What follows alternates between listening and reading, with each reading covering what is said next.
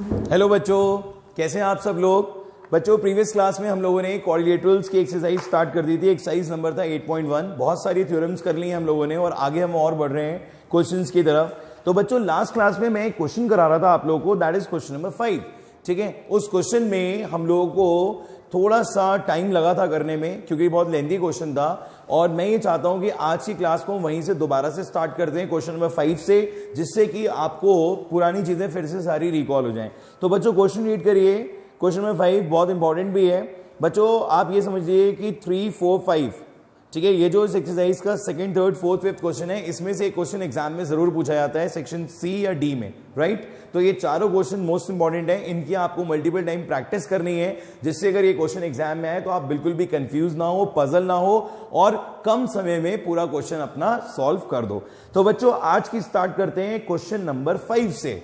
ठीक है बच्चों, बेटा एक प्रीवियस क्लास मैंने आपकी केमिस्ट्री की भी ली थी। आई होप आप लोगों को समझ में आ गया होगा केमिस्ट्री में मोल कॉन्सेप्ट के बारे में क्या बताया था। अगर किसी को भी कोई डाउट हो मोल कॉन्सेप्ट से रिलेटेड तो आप मेरे से डायरेक्टली डिस्कस कर सकते हो। ठीक है, तो बिल्कुल भी ये मत सोचिएगा कि मैं मैथ्स पढ़ाता हूं तो आप मेरे से केमिस्ट्री का डाउट नहीं पूछ सकते हो। You can easily ask your doubts. ठीक है, और कुछ थोड़ा सा वो फॉर्मूले को लेके अभी बातचीत चल रही है। जेआरएन स्टूडेंट्स ये कह रहे हैं कि उनके स्कूल टीचर ने कहा है कि हमारा फॉर्मूला यूज करोगे तभी हम मार्क्स देंगे, अदर हम मार्क्स नहीं देंगे। देखिए ऐसा आज तक की किसी भी सब्जेक्ट्स में ऐसा कोई रूल नहीं है कि आपको एक ही पर्टिकुलर मेथड से करना है तभी आपको मार्क्स दिए जाएंगे। और अगर बात रही फॉर्मूले की तो फॉर्मूला तो बहुत सिंपल सा है, आप उसको लर्न करके उसमें वैल्यू पुट कर सकते हो। बट हमने जो आपको अप्रोच बताई थी उसमें वो आपकी सारे क्वेश्चंस में फिट हो रही है। ऐसा नहीं है कि उससे सिर्फ एक क्वेश्चन होगा, दो होगा, सारे क्वेश्चंस में आप उसको यूज कर सकते हो। नेक्स्ट क्लास में हम आपको आगे के क्वेश्चंस भी करवाएंगे सेम प्रोसीजर से। ठीक है बच्चों, तो आप अपने स्कूल टीचर्स को समझा दीजिए या बता दीजिए उन्हें ये बात कि ऐसा नहीं है कि एक ही फॉर्मूला, और इनफैक्ट बुक में भी दोनों मेथड्स दे रखे हैं। ऐसा नहीं है कि बुक में सिर्फ एक मेथड दे रखा है। एस चांद बुक अगर आप देखोगे तो उसमें डबल मेथड्स हैं, राइट। चलिए बच्चों फिफ्थ क्वेश्चन स्टार्ट करते हैं। Show that if the diagonals of a quadrilateral are equal and bisect each other at right angles then it is a square. तो आपको प्रूव यहां पर क्या करना है, ये आपको मालूम है बच्चों। आपको प्रूव करना है A B C D is a square. ठीक है बच्चों, ये आपको प्रूव करना है that A B C D is a square. अब बच्चों मैंने आपको ये बताया था कि स्क्वायर प्रूव करने के लिए दो चीजें जरूरी हैं, बल्कि तीन चीजें जरूरी हैं। बताया था मैंने आपको।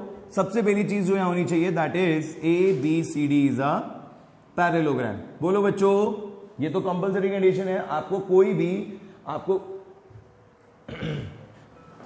आपको एबीसीडी इज अ पैरेललोग्राम अगर शो करना है तो उसके लिए आप क्या करोगे, उसका प्रोसीजर है जब अगर डायगोनल्स हमारे इक्वली बाइसेक्ट कर जाते हैं तो हम ये कह देते हैं that ABCD is a parallelogram. दूसरी चीज यहां पर सारी साइड्स इक्वल होनी चाहिए। स्क्वायर की सबसे बढ़िया प्रॉपर्टी यही है कि इसकी सारी साइड्स इक्वल होती हैं। A B equals to B C equals to C D equals to D A, right बच्चों। तो इसकी सारी साइड्स का इक्वल होना भी जरूरी है। एंड एट लास्ट इसके सारे angles A equal to B equals to C equals to D equals to कितना होना चाहिए, 90 डिग्री। बच्चों ये तो टू प्रूफ की बात हो गई। अब हम गिवन की भी बात करते हैं। तो गिवन में हमें क्या दे रखा है, गिवन में they are saying that the diagonals of a quadrilateral are equal and bisect each other. फिर से तीन चीजें गिवन है बच्चों। पहली चीज तो ये गिवन है डायगोनल्स इक्वल है, ए C equals to B D. एक डायग्राम भी बना लेते हैं यहां पर बच्चों। ये स्क्वायर है हमारा, अभी तो क्वाड्रिलेटरल है बच्चों। ये अभी से आप क्वाड्रिलेटरल बोलोगे क्योंकि it is given that it is a quadrilateral, but at last हमें प्रूफ तो से स्क्वायर ही करना है, तो शेप आप स्क्वायर जैसी ही बनाओगे। क्वाड्रिलेटरल की तरह कोई टेढ़ी मेढ़ी शेप नहीं बनाइएगा, आप स्क्वायर ही बनाएंगे। ठीक है, जो प्रूफ करना होता है वही शेप बनानी चाहिए हमेशा।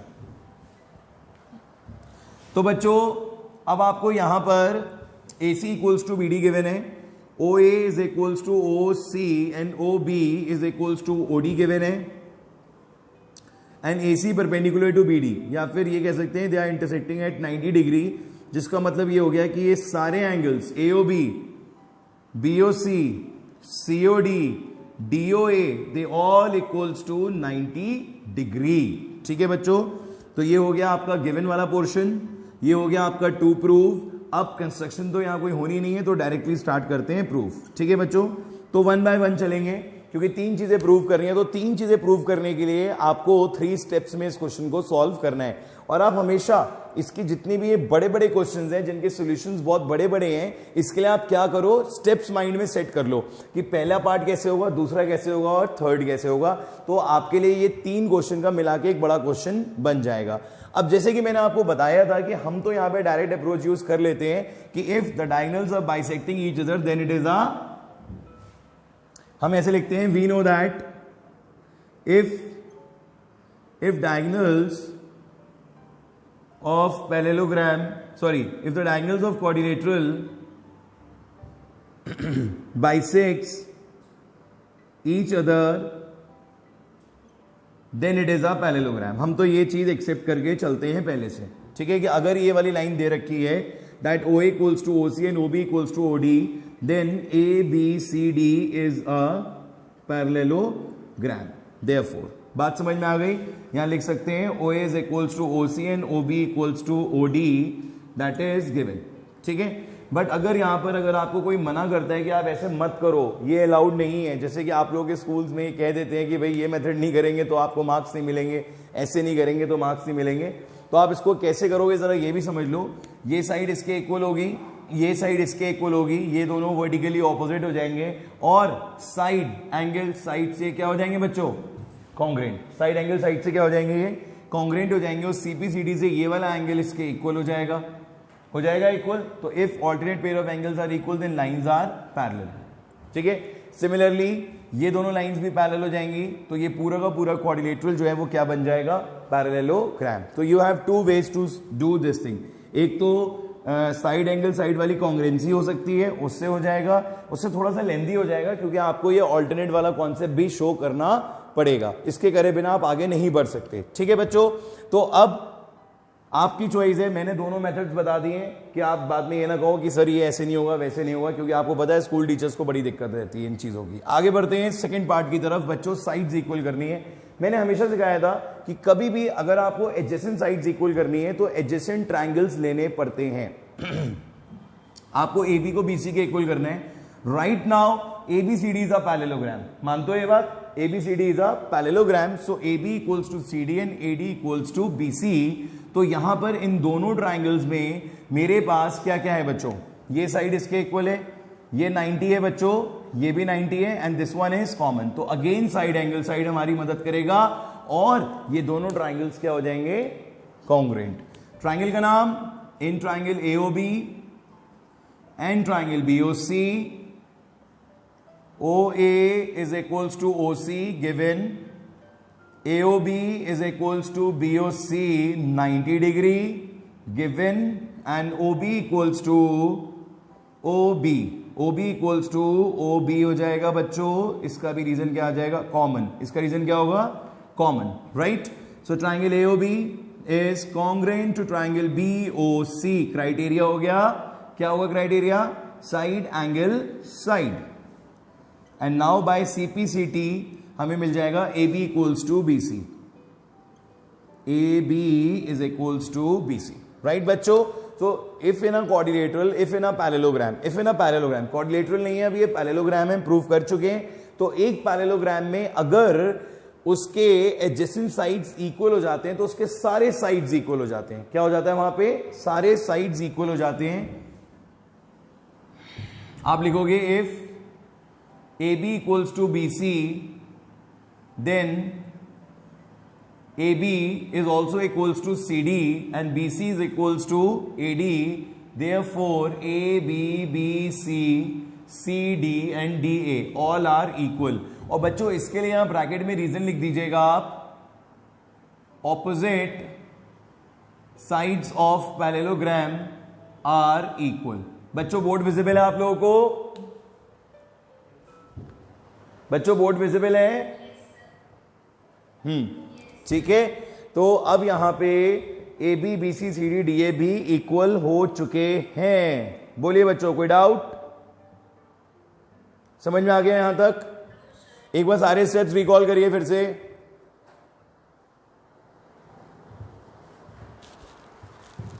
क्या करना चाहिए बच्चों हमें अब नेक्स्ट स्टेप के लिए, अगर हमें यहां पर एंगल्स को भी 90 शो करना है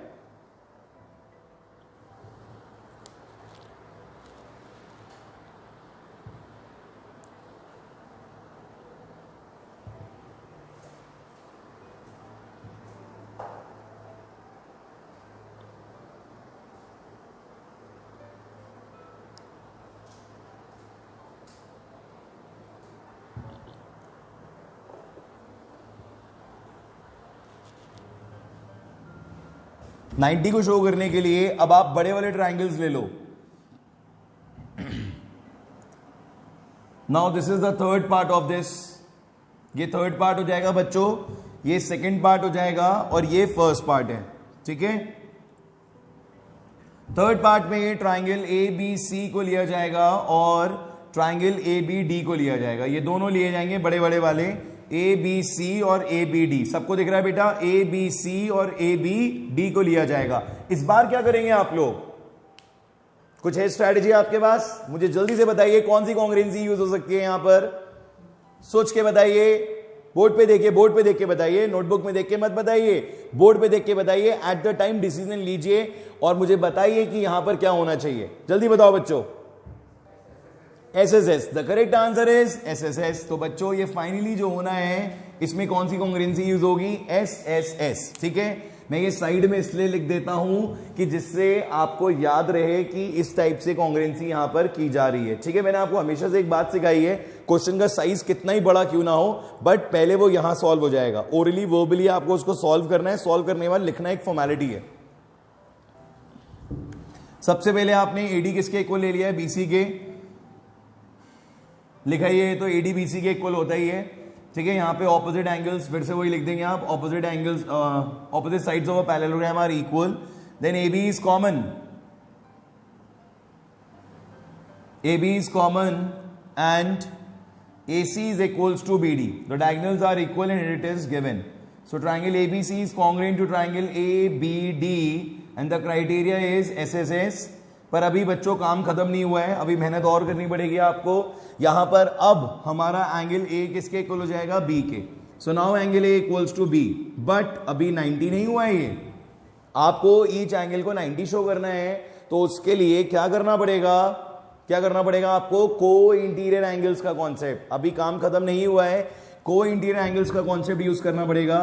A plus B is equals to 180 degree. Reason दोगे को इंटीरियर एंगल्स, मतलब बहुत सारी चीजें तो वो हो पा रही हैं जब हमने इसको पैरेललोग्राम शो कर दिया है, क्योंकि पैरेललोग्राम कर रहे बिना आप ये सारी चीजें यूज नहीं कर सकते. को इंटीरियर हो गया या फिर ये वाली चीज हो गई, opposite sides of a parallelogram are equal. तो ये सारी चीजें आप तब कर पा रहे हो जब ये क्या हो गया?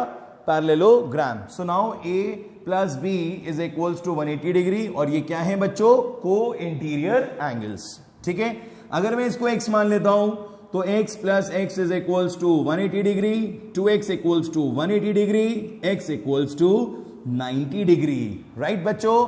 सो A B दोनों हो गए 90, A B दोनों हो गए 90. तो C और D का क्या होगा?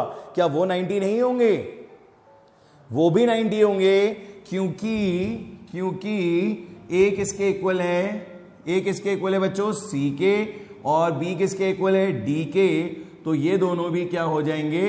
90. और रीजन क्या देंगे आप? Opposite angles of parallelogram are equal. बात समझ में आ गई? So finally all the angles are of 90 degree now, and due to all this, इन सब की वजह से अब आप ये कह सकते हो कि ABCD क्या है? एक स्क्वायर है. When we have these three conditions. ठीक है बच्चों, तो ये एक लेंथी क्वेश्चन था जो हमने प्रीवियस क्लास में कराया था आपको, और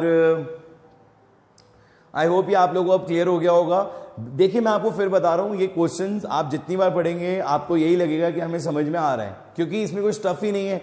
टफ इसलिए नहीं है, बस इनका साइज बड़ा है, बट कॉन्ग्रुएंसी तो जो है वो बेसिक 3 ही लगनी है ना यहाँ पर, और तो कुछ होना नहीं है. या फिर ये को इंटीरियर वाला कॉन्सेप्ट यूज होना है, this is also not new. सारी चीजें पुरानी है. बस आपको क्या करना है? कॉन्फिडेंस कि आप टू प्रूव और गिवन सही से लिख लो. अगर आपने टू प्रूव और गिवन सही से लिख लिया तो ये सारी बातें आपके अंदर माइंड में ऑटोमेटिकली आ जाएंगी.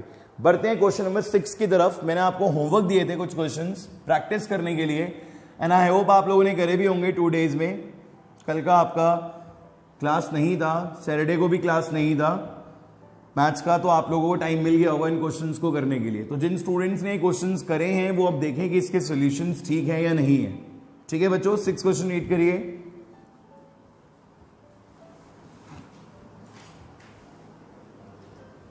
सिक्स क्वेश्चन में क्या कहा जा रहा है बच्चों? 6 क्वेश्चन में ये कह रहे हैं हमसे, डायगोनल AC डायगोनल ए सी की बात की जा रही है। ए बी सी डी एक पैरेललोग्राम है और एक डायगोनल ए सी है। इसके लिए कहा जा रहा है ये बाइसेक्ट कर रहा है एंगल ए को। बेटा बाइसेक्ट का मतलब ये है कि अगर ये 1 और 2 हैं तो गिवन में लिख दोगे आप कि angle 1 is equals to angle 2, right. दूसरी चीज कह रहा है शो करो कि सी भी बाइसेक्ट कर रहा है और A B C D rhombus भी है। टू प्रूफ में कह रहे हैं, प्रूफ करिए angle C also bisects, sorry AC bisects angle C, AC also bisects angle C। तो अगर बच्चों ये 3 और 4 लेट कर लेता हूं तो आपको ये शो करना है कि 3 किसके इक्वल होगा, 4 के। ठीक है बच्चों। इसके बाद एक और चीज प्रूव करनी है that ABCD is a rhombus.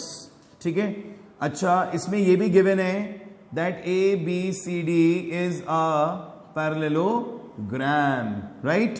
अब रोम्बस की बात कर रहे हैं बच्चों। रोम्बस तो हमें मालूम है ऑल साइड्स इक्वल। जैसे ही ऑल साइड्स इक्वल हो जाएंगे क्या बन जाएगा, रोम्बस। तो टारगेट क्या है, A B B C C D D A ये भी इक्वल हो जाएं और ये 3 4 के इक्वल हो जाए। दो चीजें आपका टारगेट है, मैं हाईलाइट कर देता हूं। आपको 3 को 4 के इक्वल करना है और ये चारों साइड्स इक्वल करनी है इस क्वेश्चन में। ठीक है। और ये एबीसीडी क्या है, एक पैरेललोग्राम है, तो ये ऑपोजिट साइड्स क्या हो जाएंगी, पैरेलल हो जाएंगी। अब देखिए बच्चों, दिस इज वेरी सिंपल। इसमें ज्यादा सॉल्यूशन लंबा नहीं है, बहुत सिंपल सा है। अगर आप ध्यान से देखें, लिखने से पहले ओरली डिस्कस कर लें। देखिए 1 2 के इक्वल है, सबको मालूम है, इट्स गिवन। 1 4 के इक्वल है, सबको मालूम है, alternate pair of angles are equal. 2 3 के इक्वल है, सबको मालूम है कि alternate pair of angles are equal if the lines are parallel. तो अब इसी के बीच में कोई रिलेशन बनेगी जिसकी वजह से डायरेक्टली 3 4 के इक्वल हो जाएगा। 1 equals to 2 given, 1 equals to 4 alternate angles, 2 equals to 3 alternate angles, right? This is 1, this is 2, this is 3, right? अब बच्चों अगर 1 और 2 इक्वल हैं, इधर 1 और 2 हैं, तो 3 और 4 भी क्या हो जाएंगे, इक्वल।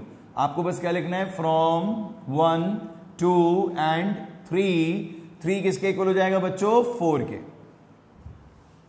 ये बात समझ में आ गई। जैसे ही 3 4 के इक्वल हुआ लिख सकते हैं आप therefore AC bisects angle C। AC क्या कर रहा है, एंगल C को भी बाइसेक्ट कर रहा है। इतनी बात समझ में आ गई सबके।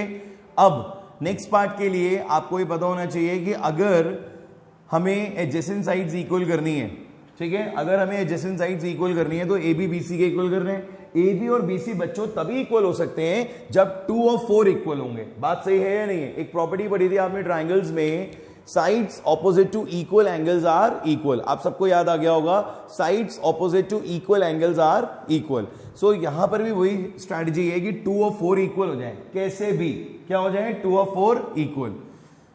इसी से आ जाएगा बच्चों 2 और 4 का भी इक्वल करने का सिस्टम। क्योंकि आप देखो ध्यान से, 1 2 के इक्वल है, 1 4 के इक्वल है, तो आप लिखोगे फ्रॉम 1 and 2, मतलब 1 और 2 से you can directly write 2 equals to 4, and if 2 equals to 4 then AB is equals to BC.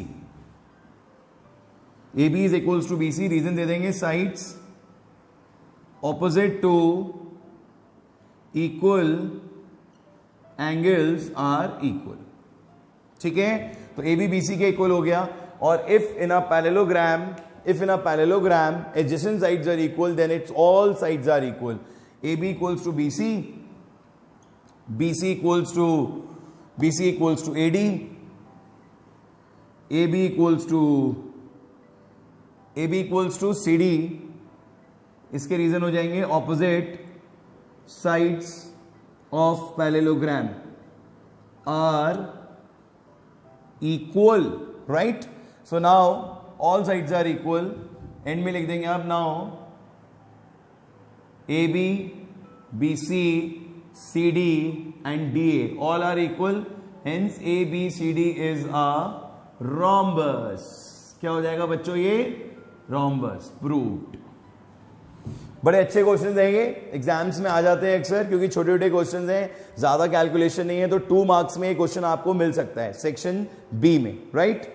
चलिए बच्चों सेक्शन सी देखते हैं, कुछ कुछ ऐसा ही है वो भी। सेक्शन सी देखिए, ये समझ में आ गया बच्चों आप सबको? किसी को कोई doubt? Class 9th any doubt? Online students any doubt? Hiteshi बेटा कोई प्रॉब्लम? हर्षित सानी, मंजोत? ओके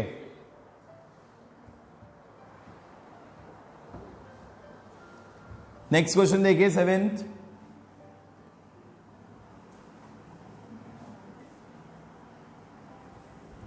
क्वेश्चन देखिए बच्चों, थोड़े लेंदी क्वेश्चन है बेटा, ये टाइम लगता है इसमें। अगर हम आपको जल्दी जल्दी पढ़ा देंगे तो आपको समझ में नहीं आएगा, इसलिए थोड़ा सा टाइम टेकिंग वाला टॉपिक है, पर कोई दिक्कत नहीं है, टाइम बहुत है हमारे पास, कोर्स हमारा बिल्कुल ठीक चल रहा है इस टाइम।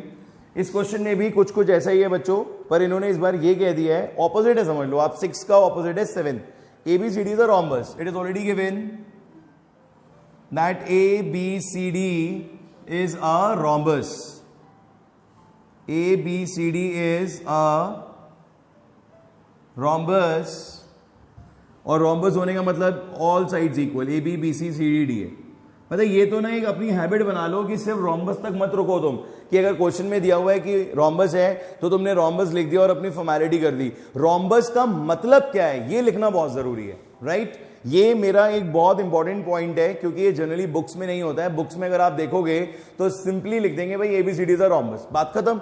अब rhombus क्या है आप सोचो, पर आप यहां पे लिख दोगे ना तो आपके लिए बहुत बेनिफिशियल रहेगा, आपको याद रहेगा कि हाँ we can use this property of rhombus, ठीक है, at the time of proving.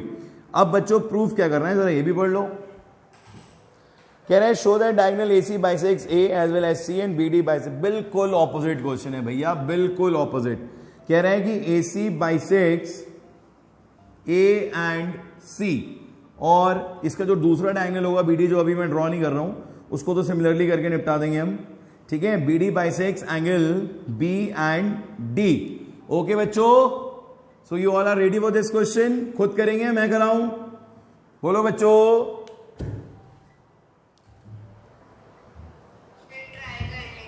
Try कर लेंगे, नहीं अभी करो, अभी कर रहे हैं ट्राई, जल्दी से करो, मुझे बताओ कैसे होगा ये क्वेश्चन। कुछ स्टूडेंट्स ने कर भी लिया है क्वेश्चन। बच्चों कैसा लग रहा है आप लोगों को ये चैप्टर? बोरिंग तो नहीं लग रहा?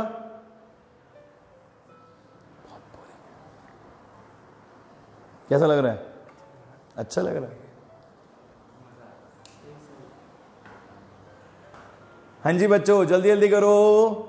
क्या करोगे 1 2 3 4 में? आपको क्या करना है यहां पे? 1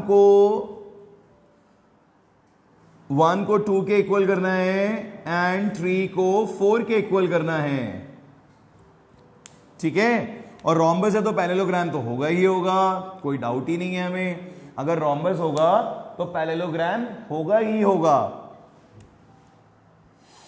और एक बात, ये वाली साइड्स भी इक्वल हैं, तो जो आपने पिछले क्वेश्चन में एंड में करा था उसे स्टार्टिंग में कर लो। इस बार आप लिखो इन ट्राइंगल ABC, ध्यान से देखो बोर्ड पे, इन ट्राइंगल ABC बच्चों AB किसके इक्वल हो गया? BC के। रीजन लिखोगे गिवन। तो 2 किसके इक्वल हो गया? 4 के। क्या लिखोगे? Angles opposite to equal sides are equal, ठीक है। तो 2 किसके इक्वल हो गया? 4 के। अब इसके बाद 1 किसके इक्वल हो जाएगा? 4 के। रीजन लिखोगे ऑल्टरनेट एंगल्स। एक काम और अच्छा करना, कौन सी साइड से ऑल्टरनेट एंगल्स हो रहे हैं? AD और BC से। ये भी लिख दो AD पैरेलल टू BC। एक और लिख दो 2 इक्वल टू 3। इसका रीजन ऑल्टरनेट एंगल्स, और रीजन क्या हो जाएगा? AB parallel to CD। सो बच्चों इतना डेटा काफी है आपके लिए। 2 4 के इक्वल है, 1 4 के इक्वल है, 2 3 के इक्वल है। फिर से वही सिस्टम करो, 1 2 एंड 3 लिख दो। फ्रॉम 1 2 एंड 3 क्या आ जाएगा यहां पर? 1 2 के इक्वल हो जाएगा और 3 4 के इक्वल हो जाएगा। कैसे होगा आप खुद देखो। यहां पर आपको 1 और 3 को इक्वल करना है, तो 1 का इक्वल कौन है? 2, सॉरी 1 किसके इक्वल है? 4 के। 3 किसके इक्वल है? 2 के। तो बच्चों 2 और 4 को देखो जरा इधर ध्यान से। 1 4 के इक्वल है, 3 2 के इक्वल है, और 2 और 4 ये दोनों भी इक्वल है। है बात समझ में आ रही है बच्चों? अगर 2 और 4 इक्वल होंगे तो 1 और 3 भी क्या होंगे? इक्वल होंगे। So that's why 1 equals to 3।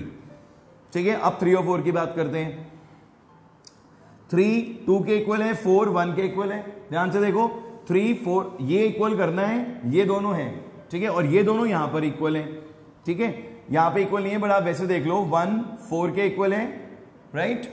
1 किसके इक्वल है? 4 के, और 4 किसके इक्वल है? 2 के, और ये भी इक्वल हो गया, तो सब आपस में क्या हो जाएंगे? इक्वल हो जाएंगे। यहां पर आ जाएगा 3 इक्वल्स 1 इक्वल्स टू 2 होगा, ये 1 इक्वल्स टू 2 और 3 इक्वल्स टू 4। ठीक है, अब जब ये दोनों आ गए तो आप क्या लिख दोगे? ये दोनों आ गए तो आप क्या लिख दोगे? AC bisects A as well as C. AC bisects angle A and angle C. And similarly BD bisects angle B and D. तो इस तरीके से करके आपका ये प्रूफ हो जाएगा। ठीक है, तो यहां पर आपने किसकी हेल्प ली? ऑल्टरनेट एंगल्स की। बिल्कुल उल्टा चला ये क्वेश्चन। यहां पर आपने किसकी हेल्प ली? ऑल्टरनेट एंगल्स की। क्यों लिया आपने ऑल्टरनेट एंगल्स की हेल्प? क्योंकि एबीसीडी एक रोम्बस है, और रोम्बस का मतलब क्या होता है कि ऑपोजिट साइड्स आर पैरेलल। ठीक है, तो रोम्बस के अंदर जो पैरेललोग्राम की एक बेसिक प्रॉपर्टी है वो यूज की जाती है। हाँ जी बच्चों, आ रहा है समझ में? Any doubt? बेटा मेरे को तो लग रहा है 8th क्वेश्चन भी ऐसा ही है कुछ कुछ। क्या 8th क्वेश्चन अब आप खुद ट्राई कर लेंगे? Show that ABCD is a square and diagonals BD and BD bisects B as well as D। तो 8th क्वेश्चन मैं चाहता हूं कि अब आप खुद ट्राई करें इन दोनों के बिहाफ पे। फिर भी अगर आपको 8th क्वेश्चन करने में कोई प्रॉब्लम आती है, या आपको ये लगता है कि आपका सोल्यूशन एक्यूरेट नहीं है, तो आप मेरे से बोलेंगे, मैं आपको कल फिर से 8th क्वेश्चन करा दूंगा। ठीक है बच्चों? इसके बाद अब जो 9th 10th और 11 क्वेश्चन हैं, ये तो बहुत सिंपल क्वेश्चन हैं। आप लोगों ने इन्हें करा होगा, ये ओरली सॉल्व हो रहे होंगे, जबकि इनके पार्ट्स बहुत सारे हैं। जैसे 9 क्वेश्चन के 5 पार्ट हैं, तो 5 पार्ट का मतलब कोई टेंशन नहीं है। सबको क्या करना है? कॉन्ग्रेंट करना है, सीपीसीडी से इक्वल करना है, कॉन्ग्रेंट करना है, सीपीसीडी से इक्वल करना है। ठीक है, तो आई थिंक 9 10th 11th में सब में यही फंडा है, कॉन्ग्रेंसी एंड सीपीसीडी। एंड कॉन्ग्रेंसी तो अब आपकी सुपर है, I know this thing very well, क्योंकि आपने सिमिलर कॉन्ग्रेंट ट्रायंगल्स बहुत अच्छी तरीके से करा है, और आपको पांचों के पांचों 5 क्राइटेरियाज अच्छी तरीके से यूज करने आते हैं। अब इसके बाद जो सबसे ज्यादा इंपॉर्टेंट क्वेश्चन है, दैट इज क्वेश्चन नंबर 12, जो थोड़ा लेंदी भी है और मोस्ट इंपॉर्टेंट क्वेश्चन, मतलब टीचर्स का फेवरेट क्वेश्चन है। क्वेश्चन नंबर 12 सेक्शन डी के लिए हमेशा तैयार रहता है ये क्वेश्चन। ठीक है, तो ये क्वेश्चन आज की क्लास में नहीं हो पाएगा, because we are lacking with time. 1 minute is remaining, 1 और 2 मिनट्स। तो ये क्वेश्चन हम कल कंटिन्यू करेंगे। आज हम आपसे क्वेश्चन नंबर 10 डिस्कस कर लेते हैं। ओरली करेंगे तो आप खुद ही इसका सोल्यूशन, पर हम क्वेश्चन नंबर 10 डिस्कस कर लेते हैं अभी।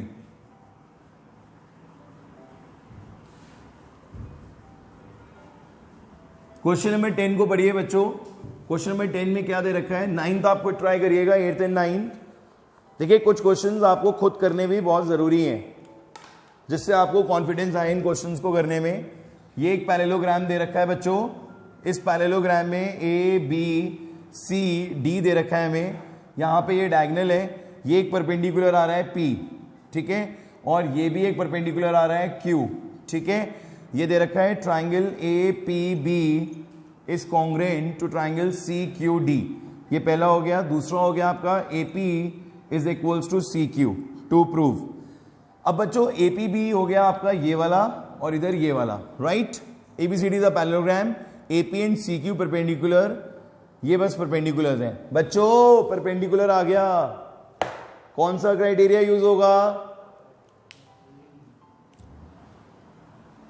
बोलो। और तो कुछ दिया नहीं है, बस यही मालूम है हमें कि ये 90 है, ये इसके इक्वल होगा, और तीसरी चीज बताओ क्या हो सकती है? थर्ड बताइए, किस तरीके से आप इस 10th क्वेश्चन को एनसीईआरटी के, इस 10th क्वेश्चन को एनसीईआरटी के आप कॉन्ग्रेंट करोगे? बहुत सिंपल है, अभी आप सोचिए और मुझे बताइए फटाफट क्या हो सकता है। तीसरा, very good, the correct answer is alternate angles. इतना नहीं सोचना है बेटा, अब तो आप बहुत पुराने हो चुके हैं इन सब चीजों के लिए। ये खेल अब पुराने हो चुके हैं आप लोगों के लिए, सही है? तो आप हमेशा एक्टिव रहा करिए। क्या होगा यहां पर? एंगल एंगल साइड, क्या आया दिमाग में? एंगल, एंगल साइड से कॉन्ग्रेंट, और सीपीसीडी से एपी किसके इक्वल हो गया? सीक्यू के। ठीक है बच्चों, तो मैंने बोला कि इस टाइप के क्वेश्चंस आप खुद कर सकते हो, आपको कोई प्रॉब्लम नहीं आएगी। अगर फिर भी कोई प्रॉब्लम आती है तो मेरे से डिस्कस करिए, राइट। तो इसका सोल्यूशन आप खुद लिखेंगे प्रॉपर, जैसे मैंने आपको सिखाया है। सबसे पहले एंगल आएगा ये वाला इसके इक्वल, ऑल्टरनेट एंगल्स, देन बच्चों 90 degree it's given, and then AD equals to BC. क्या रीजन लिखोगे एडी इक्वल्स टू बीसी के लिए? Opposite sides are equal. ठीक है, फिर सीपीसीडी से एपी किसके इक्वल हो जाएगा? सीक्यू के। तो बच्चों आज हम लोगों ने अप्रोक्सीमेटली 10 तक के क्वेश्चंस कर लिए हैं। 11 क्वेश्चन भी बहुत सिंपल है, आप ट्राई करिएगा, उसमें भी कॉन्ग्रेंसी का ही यूज होना है। सिर्फ 12th क्वेश्चन जो बहुत इंपॉर्टेंट है वो मैं आपको पूरा अलग से कराऊंगा और उसको अच्छी तरीके से आपकी प्रैक्टिस भी करवा दूंगा। ठीक है बच्चों, तो आई होप आपको ये चैप्टर समझ में आ रहा है। कहीं कोई प्रॉब्लम हो, कोई दिक्कत हो, जरूर मेरे से कॉन्टैक्ट करिए, बात करिए, फ्रीली रहिए, फ्रेंडली रहिए। ओके बच्चों, have a good time, God bless you, bye bye.